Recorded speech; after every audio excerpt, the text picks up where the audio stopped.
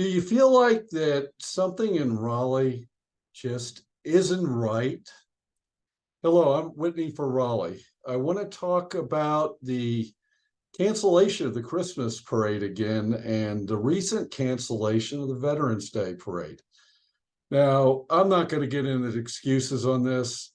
Historically, something like this would have taken a weather disaster or something on that type of order to cancel. Cities have parades all the time and somehow manage to do real well and not have major accidents, any of that type of order. It's not what I call a dangerous thing. That does not mean, as we found last year in that tragic death of the young lady, that this type of thing doesn't happen. And in fact, highway deaths occur in our state on a weekly basis. But there are a number of excuses that were offered for this that it went from one to the next. And, first the unfortunate family was blamed for it. And then it was the ability to be able to make the float safer. And I don't know what else has been put out on this. Here's the perspective I want to put on this. First of all, we're becoming less and less like Mayberry. These type of things would have never been done back before. Now we find us getting very unpopular decisions like this made that go against our values. Seems to happen on a regular basis. So I'm looking at this and the difference about free speech. What does that mean?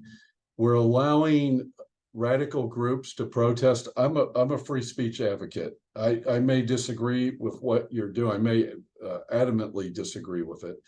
But if you are going to protest peacefully, and but peacefully might mean you're out there yelling with signs, that's fine.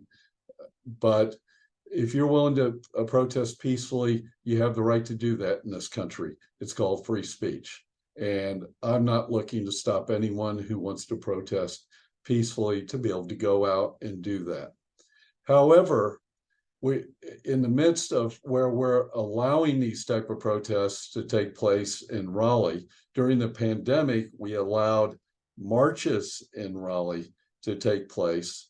It seems like an event like the Christmas parade, or even more so, the Veterans Day parade takes place, and we're more than willing to cancel those type of events. That just doesn't ring with me.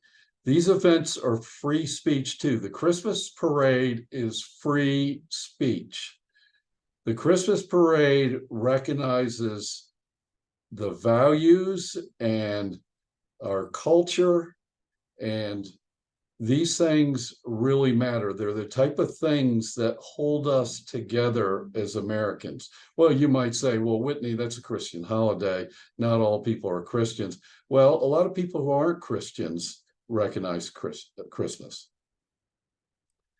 So it's interesting to me that we're canceling these type of events. And in the case of the Veterans Day parade, yes, you canceled it because at the last minute you told them we couldn't have floats, and I don't know what percentage of it were floats. So you essentially canceled the parade. So when we're doing these things, it's an attack on our culture, whether it's intended or not.